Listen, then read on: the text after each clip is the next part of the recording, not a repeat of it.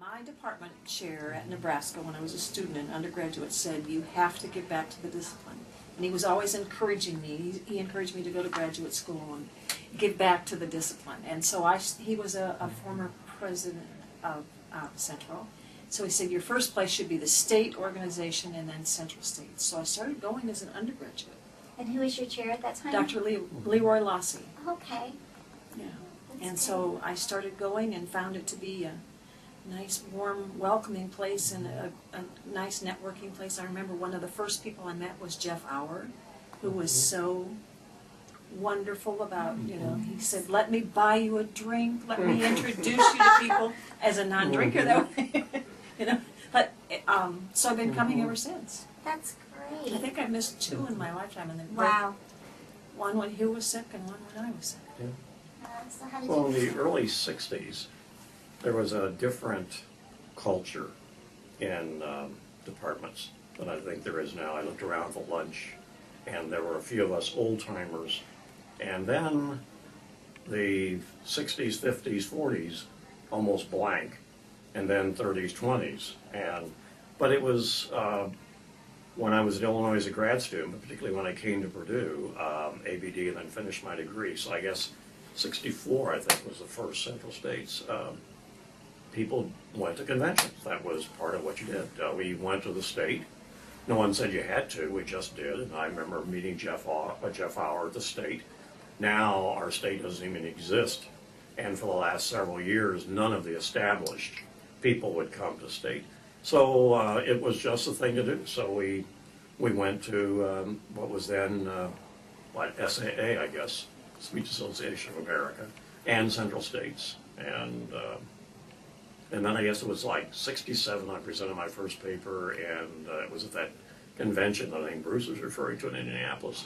And I ran the registration area, so that got me my first administrative kind of thing. But it was great to be able to get to meet everybody that came through. It was a wonderful thing for a young faculty member to be there, and all of these people coming up registering. So you got to meet the whole range of people across.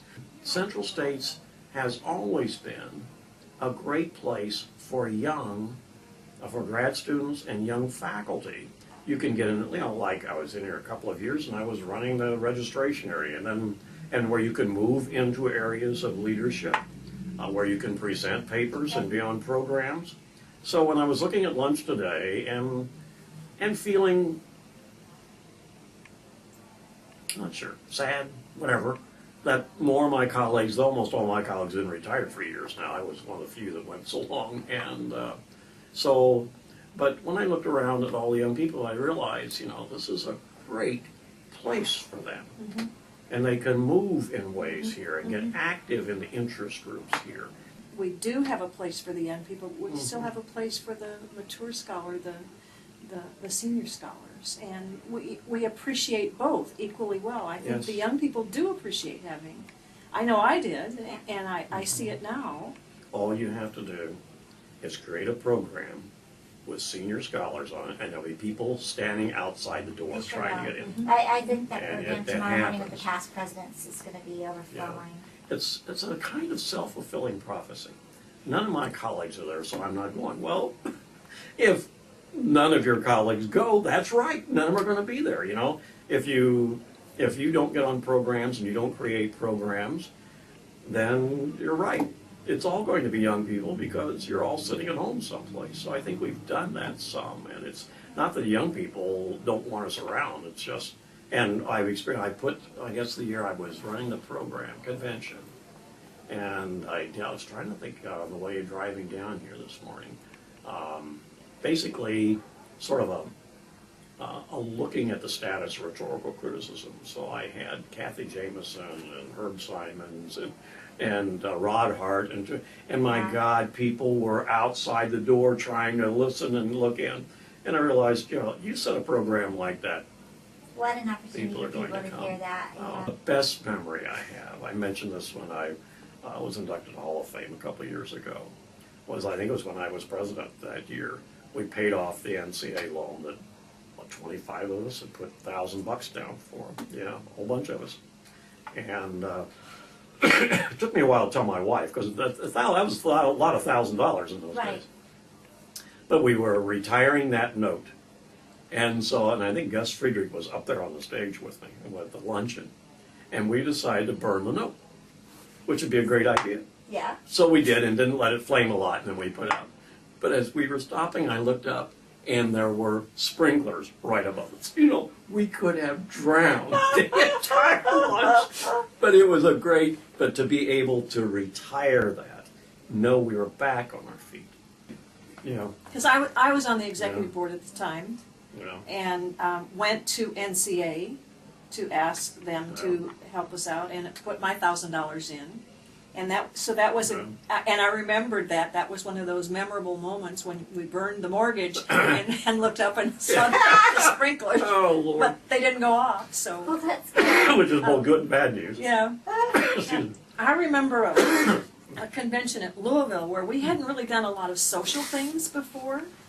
And at that convention, we took a river cruise on a paddle wheeler. And I thought that was so much fun that we had done that because I've been to Western, and Western Yeah. always had a lot of fun things. Right. And I think that became the first of the times that we did social things.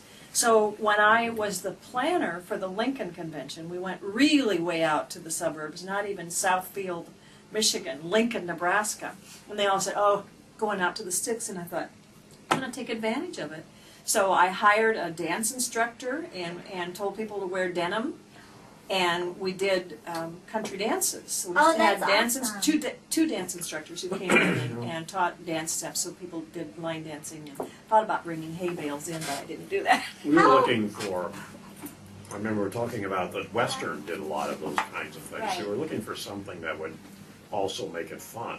You have to be really careful. You know, if you have a lot of fun activities during the day, people aren't programs.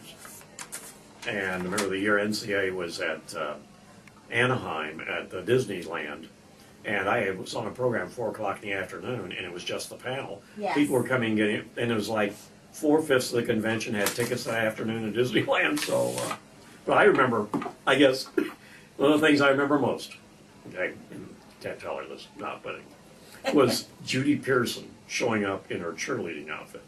And a mother of 5 that still fits in her cheerleading outfit. My wife was impressed, and I was impressed. Any woman at that age with 5 kids could be in her cheerleading. Now, how But we did she tried show some up of in those. her? Was there an occasion? It was her presidential dance. Mm-hmm. And we were to come in costume if we wanted. Yes. That's great. And she wore her cheerleading Yeah. costume. But I think here, where we have overall better programming, and even as a K-12 teacher, I felt like I was totally accepted and totally involved. And I don't think you find that in every organization. No, I don't. I really don't think that. I know that first time I went to NCA, someone looked at my name tag and said, "A high school teacher? What are you doing here?" Really? Yeah. And then the next person I met was Jeff Auer, a high school teacher. Oh, great! This is wonderful. Absolutely. You know. We gave him an award several years ago in Athens, and he came and he was so delightful. I really appreciated the opportunity to meet him. He was a gentleman. He really became a mentor for me, even though he was Indiana and I was Nebraska. I mean, he met me at that convention in New Orleans for NCA, my first NCA convention. And then he would send me letters, he'd invite me to go to things, he'd encourage me to finish my degrees, and, you know. We got to be good friends, and he's at IU and I'm at Purdue, so that makes, you know, but no, he did. There were a lot of people like that. I guess that's one of the reasons I continue to come at my age now, is that I would like to do some things when I meet younger people that Jeff Auer and others did.